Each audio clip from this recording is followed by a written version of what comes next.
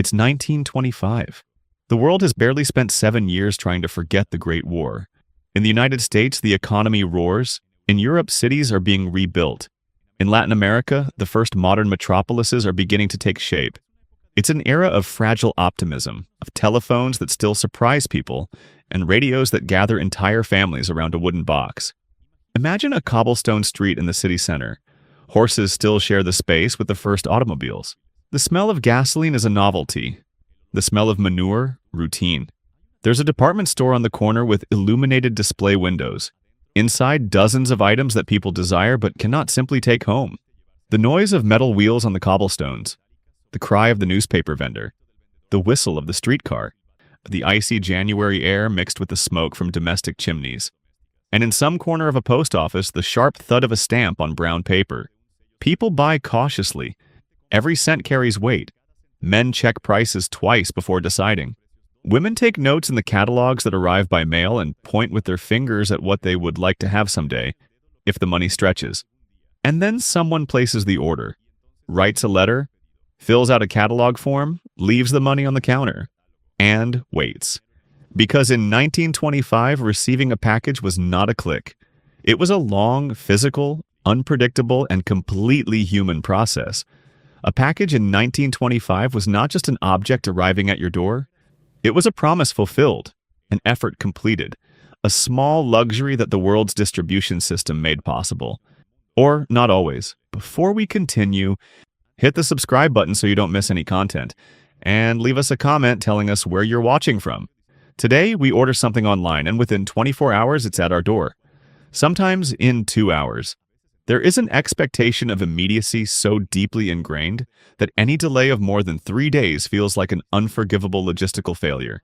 But just 100 years ago, that same operation, buying something and having it delivered home, could take weeks. It could involve intermediaries you never knew.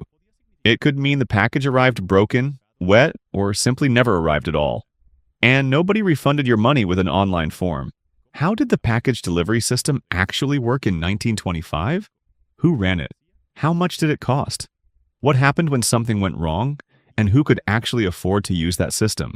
Because there is a romantic version of that era. The friendly mailman, the package wrapped in brown paper with a string bow.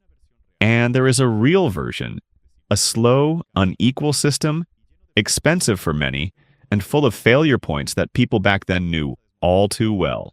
In this video, we are going to dismantle that romantic version and understand exactly what it meant to receive a package 100 years ago, layer by layer. 1925 is the heart of the Roaring Twenties, that decade of accelerated economic growth in the United States that would end abruptly in 1929. Factories are producing more than ever. Mass consumption is beginning to exist as a concept. For the first time in history, a significant portion of the urban population has access to products manufactured far from where they live. It is a period of violent transition. The First World War accelerated industrialization. Military logistics became commercial logistics, and the same routes that had served to move ammunition now moved shoes, tools, and sewing machines. Society is clearly stratified. There is an elite that shops at exclusive stores with personalized delivery. There is an emerging middle class, especially in cities, that is discovering mail-order catalogs. And there is an enormous working class that buys at local markets, counting every coin, and for whom receiving something by mail is still an expensive and unreliable experience.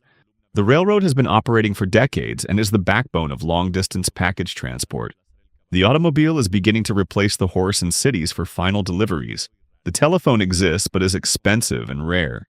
A communication between buyer and seller is often still by letter, a letter that took days, which means the complete cycle of an order, writing, waiting for a response, confirming, waiting for shipment, could easily stretch to an entire month. And culturally, people did not yet have the mindset of the modern consumer. Buying at a distance implied a level of trust that was not automatic. Trusting that the catalog told the truth. Trusting that the mail would not lose the package. Trusting that the product would arrive in good condition. That trust was built slowly and broken easily. To understand what it meant to receive a package in 1925, you first need to understand how much money people had in their pockets. An industrial worker in the United States earned on average between $1,200 and $1,500 a year. That is approximately $25 a week. A school teacher earned something similar, sometimes less. An agricultural worker could earn half that. In Latin America and Europe, wages were considerably lower in real terms. The differences between classes were brutal. An established doctor or lawyer could earn 5 or 10 times more than a factory worker. A businessman or landowner, 50 times more. The working class had no financial cushion. Any unexpected expense was a crisis. Any purchase that was not a first necessity required planning, saving, and justification. The cost of living consumed nearly everything. Rent for modest housing in a mid-sized city represented between 25% and 35% of family income. Food, another 40%. Clothing, medicine, heating fuel, the rest. What remained was very little. And that little was the margin with which a family could aspire to something that was not strictly necessary. In that context, ordering something by mail was not a casual gesture. It was an economic decision that was carefully considered.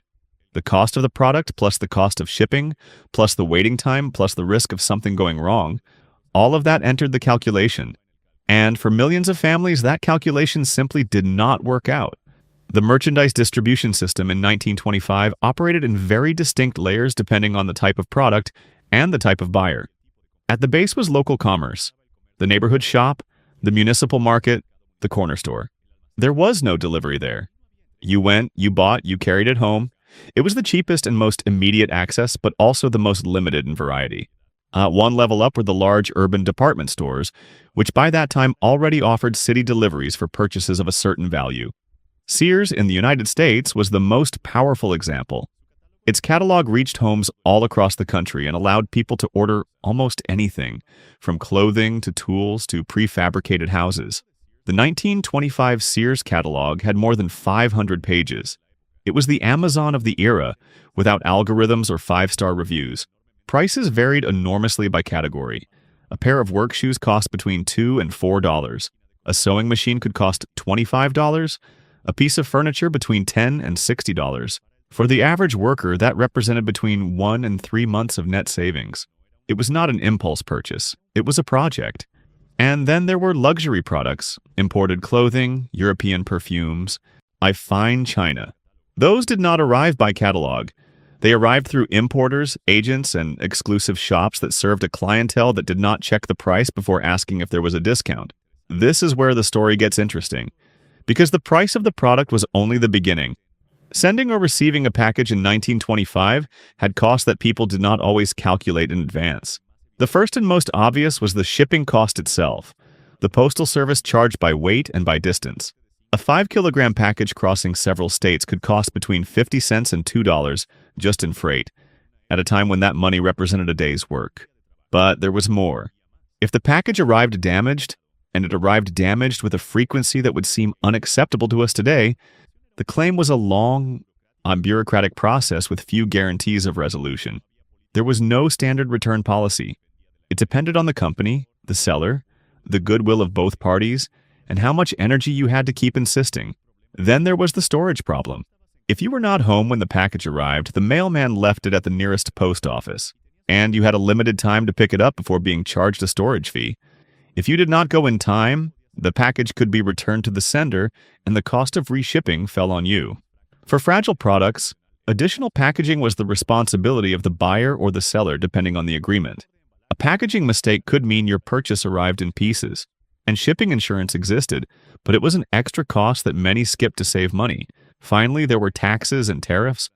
If the product came from another country, customs could hold it and charge you a percentage of the declared value before releasing it.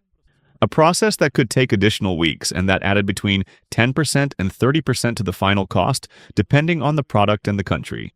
All of this together turned what seemed like a simple purchase into an operation with multiple layers of cost and risk that the buyer absorbed almost entirely. Let's do the concrete exercise. Imagine that in 1925 you decide to buy a sewing machine from a catalog. The listed price is $22. It seems reasonable. But let's calculate everything. Shipping, $1.50. The reinforced packaging the seller charges separately, 40 cents. The wait, 3 weeks. During that time, if you need the machine to work, you're losing income or paying someone else. A real opportunity cost, even though people back then did not call it that. If something arrives wrong and you need to file a claim, time, letters, visits to the post office. If the package is lost, you lost $22 plus shipping costs with no guarantee of reimbursement. The true total cost of that sewing machine with shipping, packaging, and embedded risk was around $25 or $26. For a worker earning $25 a week, that was an entire week of gross income before eating, paying rent, or buying clothes. The difference between the perceived price and the real cost was between 15% and 40% depending on the product, the distance, and luck.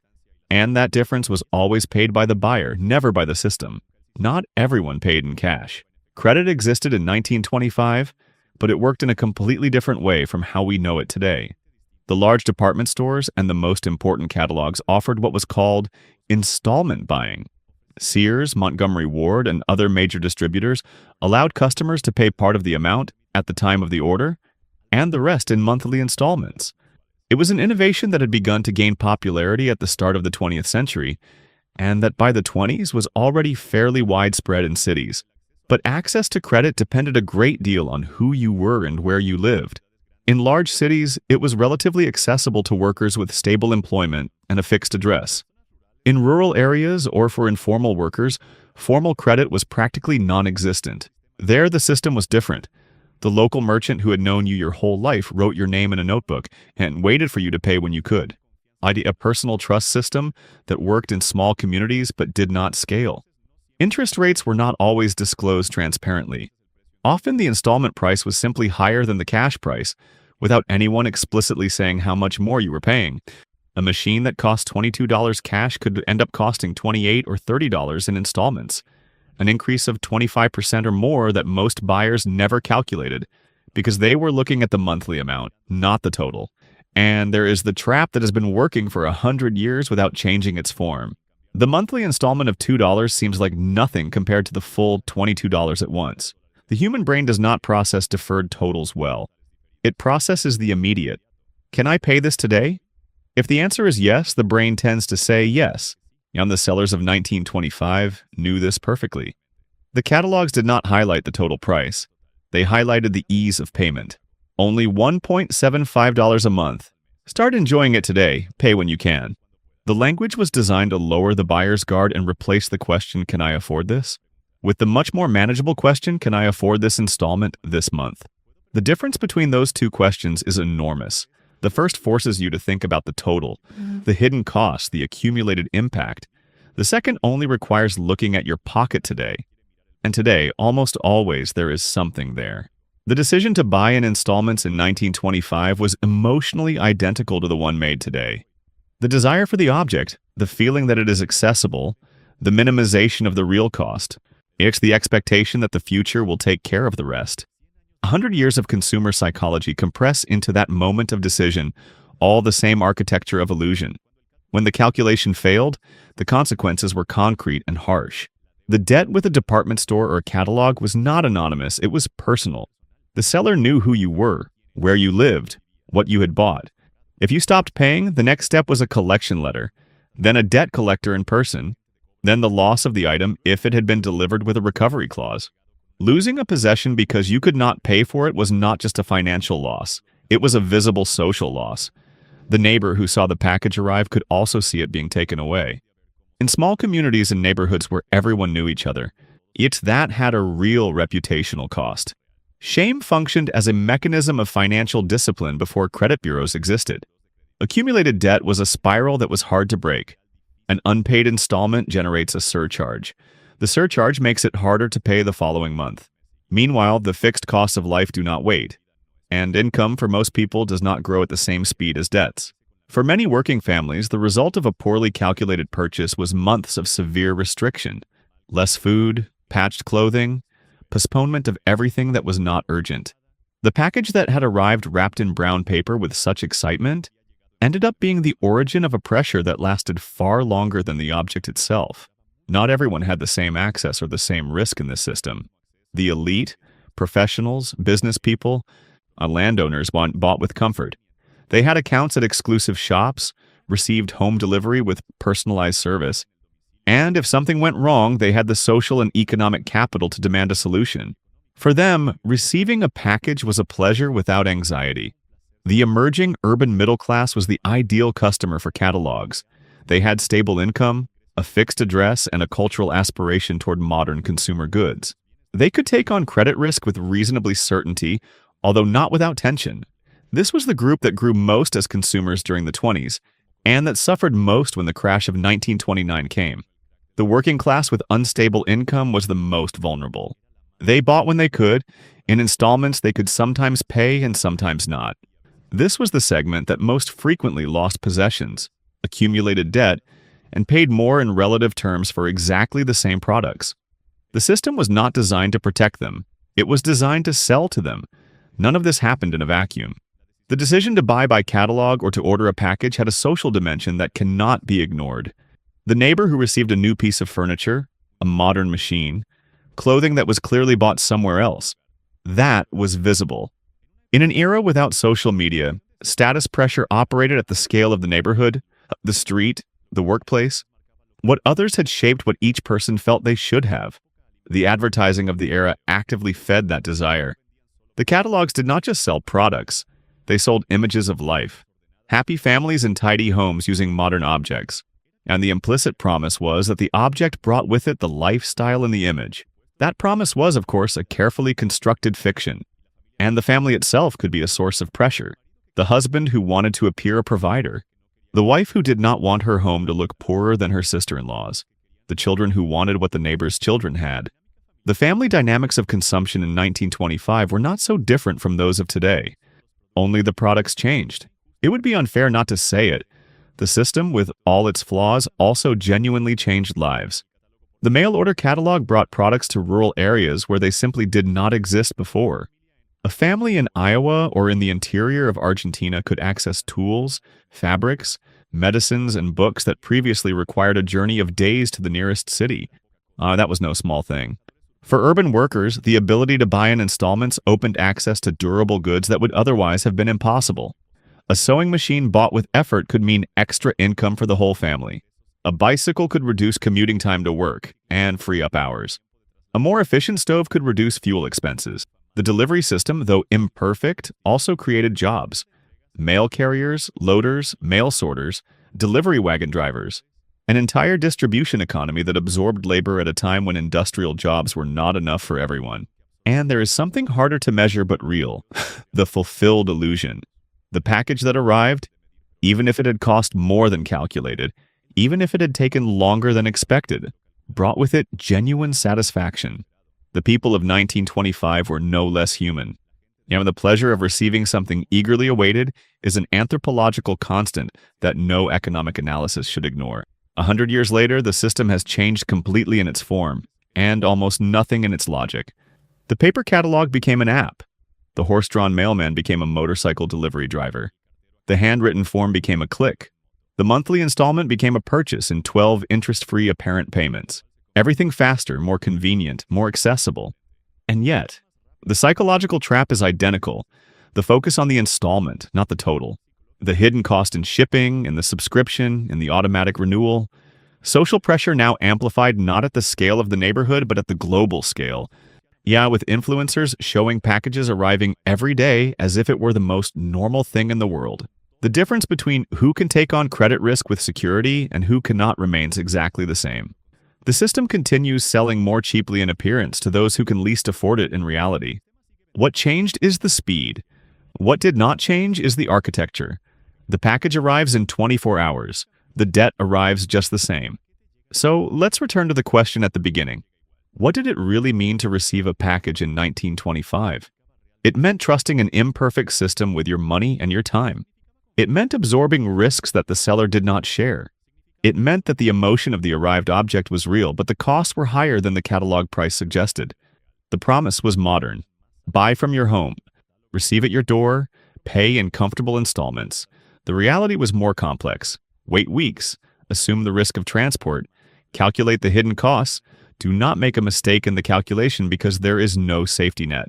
What the history of packages in 1925 shows us clearly is that modern consumption was not born as an economic liberation. It was born as a system designed to convert desire into transaction, to make people buy more than they had planned, more expensively than they had calculated, with more risk than they had considered. That does not mean that buying is bad. It means that understanding the system that sells to you is part of being able to use it in your favor.